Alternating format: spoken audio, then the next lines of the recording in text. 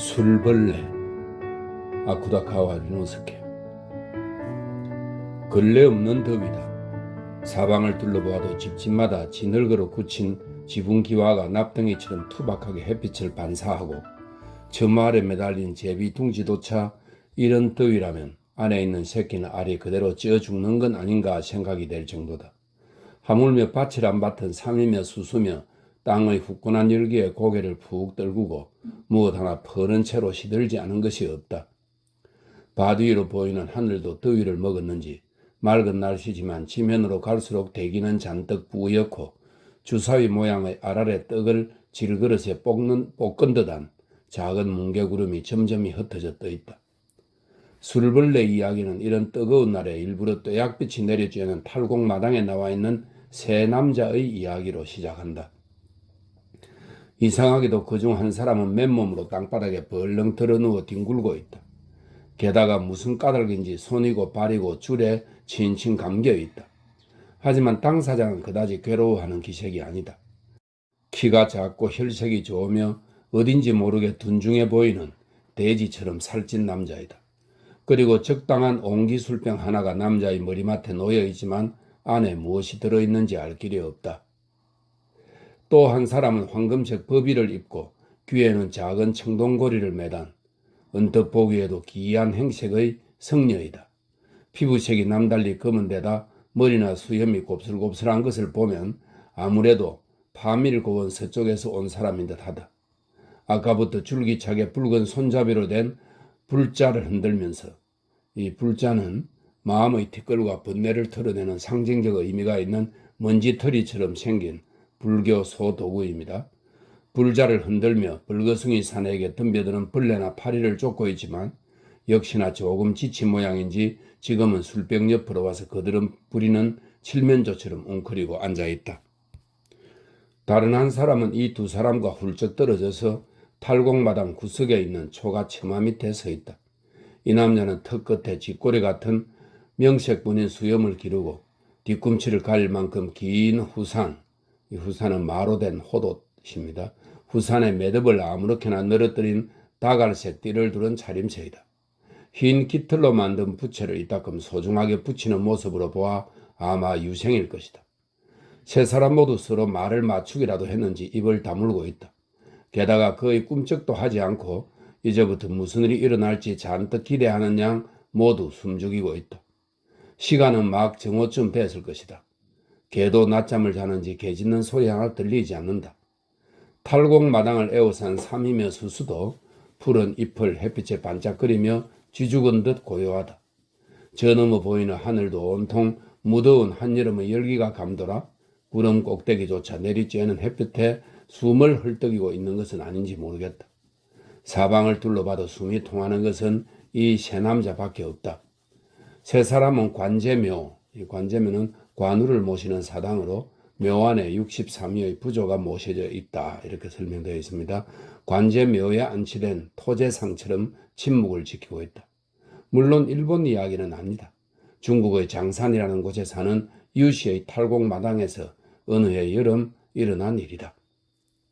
벌거벗고 떼약빛에 누워있는 사람은 이 탈곡마당의 주인으로 성은 유, 이름은 대성이라고 하며 장산에서는 손꼽히는 부자이다. 이 남자의 취미란 오로지 술을 마시는 것으로 아침부터 술잔을 내려놓는 일이 거의 없다. 그것도 혼자서 마실 때마다 술 한 독을 다 비운다고 하니 남들보다 주량도 훨씬 세다. 다만 앞서도 말했듯이 성밖의 논 301항 중에 반은 수수를 심는다고 하니 술 때문에 가산이 기울 염려는 전혀 없다. 그런데 왜 벌거벗고 떼약볕에 뒹굴고 있는가 하니 거기에는 이런 사연이 있다. 그날 유씨의 술친구인 손선생과 함께, 이 사람이 부채를 진 유생이다, 이렇게 설명되어 있습니다.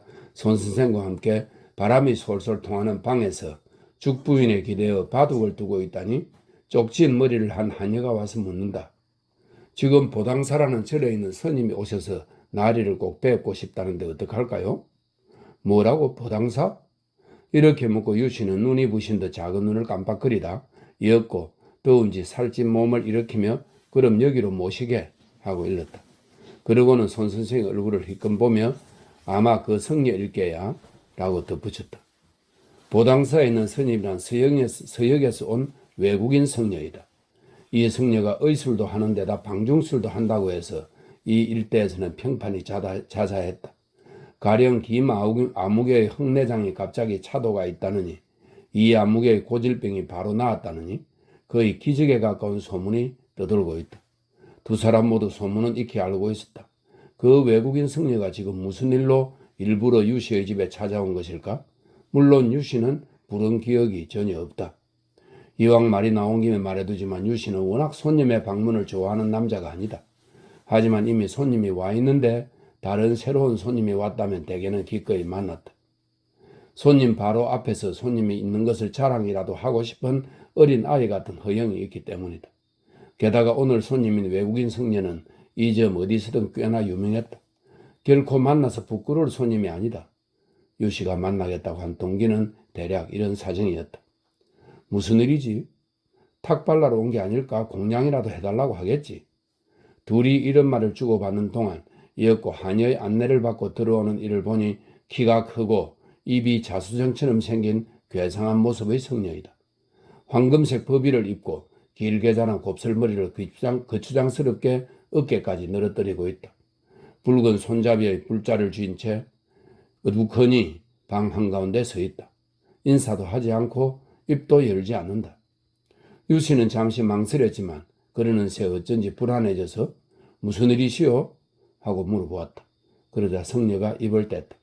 선생이신가요? 술을 좋아하는 분이? 그렇소.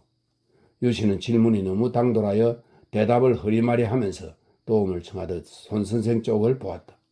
손선생은 짐짓 모르는 척 혼자 바둑판 위 바둑돌을 내려다보고 있다. 전혀 도와줄 것 같지 않았다. 선생께서는 희귀한 병에 걸려 죽게 됩니다. 그 사실을 아시는지요? 성녀는 다짐하듯 말했다. 유씨는 병이라는 말에 어리둥절한 표정을 하고 죽부인을 쓰다듬으며 물었다. 병이라고요? 그렇습니다. 아니 어릴 때부터 유씨가 무언가 말하려 하자 성녀는 말을 끊었다. 술을 마셔도 취하지 않지요? 유씨는 성녀의 얼굴을 뚫어지게 쳐다보면서 입을 다물어 버렸다. 실제로 유씨는 술을 아무리 마셔도 취한 적이 없었다. 그게 병에 걸렸다는 증거입니다. 성녀는 엷은 웃음을 띠며 말을 이었다. 뱃속에 술벌레가 있어요. 벌레를 없애지 않으면 이 병은 낫지 않습니다. 소성은 선생의 병을 고치러 왔습니다. 나을 수 있어? 유씨는 저도 모르게 불안한 소리를 냈다. 자신의 생각에도 민망했다. 당연히 나을 수 있으니 왔지요. 그러자 지금까지 잠자코 문답을 듣고 있던 손 선생이 갑자기 끼어들었다. 무슨 약이라도 쓰는 게요? 아닙니다. 약은 쓸 필요도 없지요. 성녀는 무뚝뚝하게 답했다. 손 선생은 원래 도교와 불교를 별다른 이유 없이 경멸했다. 그러니 도사나 성녀와 함께 있더라도 말을 섞은 적은 거의 없었다. 그런데 지금 벼랑간 말을 꺼낸 것은 오로지 술벌레라는 말에 흥미가 담겨서인데 술을 좋아하는 손 선생은 이 말을 듣자 자신의 뱃속에도 술벌레가 들어있을지 조금 불안해졌다. 그런데 성녀의 마지못한 대답을 들었더니 갑자기 자신이 바보 취급을 당한 것 같아서 손 선생은 얼굴을 조금 찡그리고는 다시 원래대로 묵묵히 바둑돌을 놓기 시작했다. 속으로는 이런 그만한 성녀와 만나느니 뭐니 하는 집주인 유씨가 어리석다는 생각이 들었다. 유씨는 물론 그런 일에는 개의치 않는다.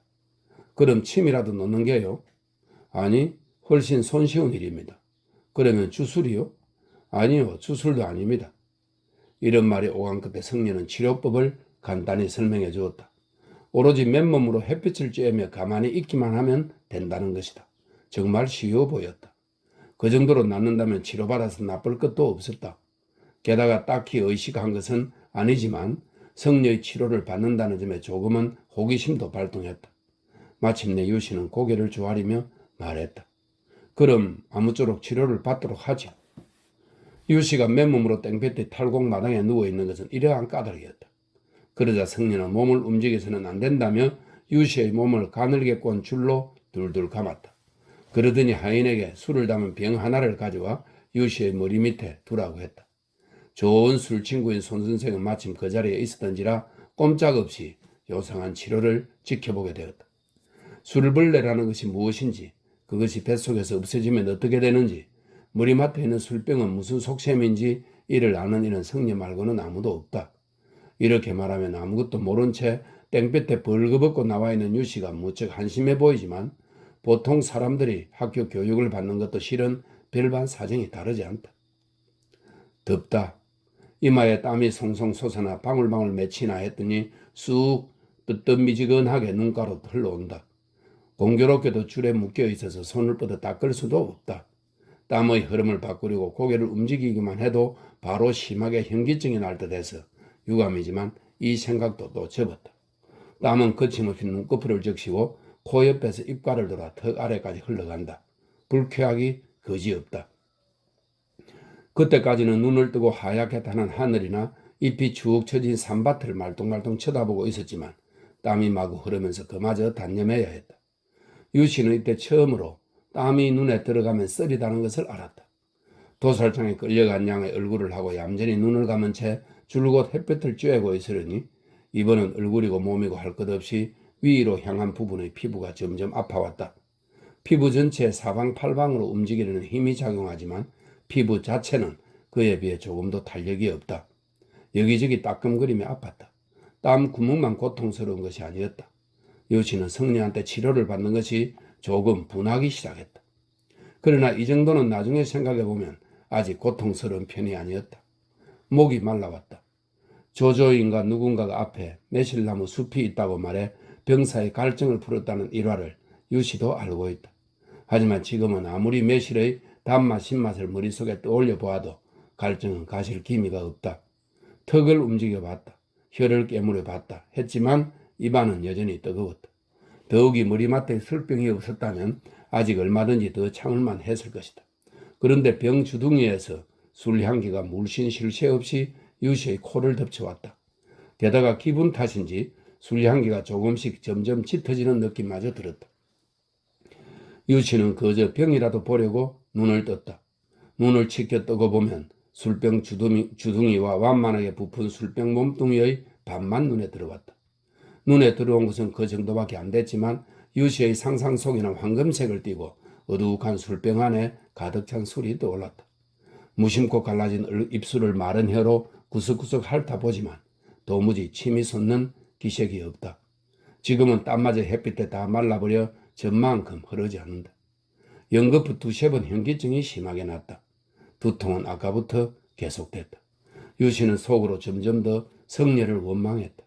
또 어째서 자신이 저런 인간의 가문이슬에 놀아나 이런 한심한 고통을 당하는 것인지 생각했다. 점점 더 갈증이 심해졌다. 속은 이상하게 내석거렸다. 이젠 더 이상 참으려야 참을 수 없었다. 유씨는 결국 과감히 머리맡에 앉은 성녀에게 치료 중단을 요청하려고 헐떡이며 입을 열었다. 그 순간이었다. 유씨는 뭔지 모를 덩어리가 조금씩 가슴에서 목으로 기어 올라오는 것을 느꼈다. 그것은 어쩌면 지렁이처럼 꿈틀거리는 듯 했고 어쩌면 도마뱀처럼 조금씩 미끄러지는 것 같기도 했다. 여하튼 부드러운 무언가가 스물스물 식도 밑에서부터 부드럽게 조금씩 올라왔다. 결국 마침내 그것은 목젖 아래를 무리하게 빠져나왔나 싶더니 이번에는 느닷없이 미꾸라지처럼 미끈거리며 어두운 곳을 빠져나와 힘차게 밖으로 튀어나왔다. 그 순간 술병 근처에서 출렁하고 무언가 술병 안으로 떨어지는 듯한 소리가 났다.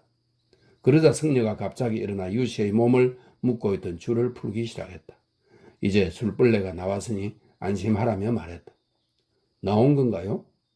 유씨는 신음하듯 말하고 휘청휘청 머리를 들어올리며 너무나도 신기하여 목이 마른 것도 있고 홀딱 벗은 채로 술병 쪽으로 다가갔다. 그 모습을 본 손 선생도 부채로 해를 가리며 서둘러 두 사람 쪽으로 다가갔다. 세 사람이 나란히 술병 안을 들여다보니 몸 색깔이 젓갈색인 작은 도롱뇽처럼 생긴 것이 술 속을 헤엄치고 있었다. 길이는 새치밖에 안 될 것 같다. 입도 있고 눈도 있다. 어쩐지 헤엄치면서 술을 마시는 듯하다. 유씨는 이 광경을 보자 갑자기 속이 울렁거렸다. 치료 효과는 바로 나타났다. 유대성은 그날 이후 술을 전혀 못 마시게 됐다. 이제는 냄새 맡기도 싫다고 했다. 그런데 이상하게도 유씨의 건강이 그로부터 조금씩 쇠약해졌다. 술벌레를 토하고 나서 올해로 3년이 되는데 이전의 둥글둥글 살찐 모습은 찾을 길이 없다. 기름이 번들번들하고 윤기 없는 피부가 험상궂은 얼굴 골격을 싸고 있고 서리가 내려앉은 귀 및 털럭이 간신히 관자놀이 위에 남아있을 뿐이고 1년에 몇 번이나 병석에 들어눕는지 모를 정도라고 했다. 게다가 그날 이후 쇠약해진 것은 유씨의 건강만이 아니었다. 유씨의 가산 역시 점점 기울어 300묘, 약 9,000평입니다. 300묘를 헤아렸던 성밖의 밭도 지금은 다른 사람들 손에 많이 넘어갔다. 유씨 자신도 어쩔 수 없이 익숙지 않은 가래를 손에 쥐고 구차한 나날을 보내고 있다. 왜 술벌레를 뺏고 난 이후 유씨의 건강이 쇠약해졌을까? 어찌하여 가산이 기울었을까?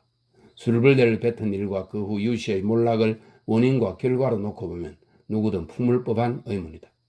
장산에 사는 온갖 사람들이 되풀이해서 의문을 품었고 게다가 그 사람들 입에서 갖가지 답이 나왔다. 지금 여기서 드는 세 가지 답도 실은 그 중에서 가장 대표적인 것을 골랐을 뿐이다. 첫 번째 답. 술벌레는 유씨의 복이지 병이 아니다. 어쩌다 어리석은 외국 성녀를 만나서 기꺼이 하늘이 내린 복을 잃어버렸다. 두 번째 답. 술벌레는 유씨의 병이지 복이 아니다. 한번 마셨다 하면 술독 하나를 비우는 주량은 보통 사람으로서는 도저히 상상할 수 없는 일이기 때문이다. 그러니 만약 술벌레를 없애지 않았다면 유씨는 오래지 않아 분명 죽었을 것이다. 그러고 보면 빈곤과 질병이 번갈아 온 것도 오히려 유씨한테는 다행인 셈이다. 세 번째 답. 술벌레는 유씨의 병도 아니고 복도 아니다. 유씨는 이전부터 술만 마셨다. 유씨의 일생에서 술을 빼면 아무것도 남지 않는다. 그러고 보면 유씨는 바로 술벌레이고 술벌레는 바로 유씨이다. 그러므로 유씨가 술벌레를 없앤 것은 스스로 자기를 죽인 것과 마찬가지다. 결국 술을 마시지 못하게 된 날부터 유씨는 유씨이지만 유씨가 아니다. 유씨 자신이 이미 죽었다면 이전의 유씨의 건강이나 재산을 잃어버린 것도 지극히 당연한 이야기일 것이다. 이 중에 무엇이 맞는 답인지 나도 알 길이 없다. 나는 그저 중국 소설가의 교훈주의를 흉내내 이런 도덕적인 판단을 이 이야기의 끝에 늘어놓았을 뿐이다.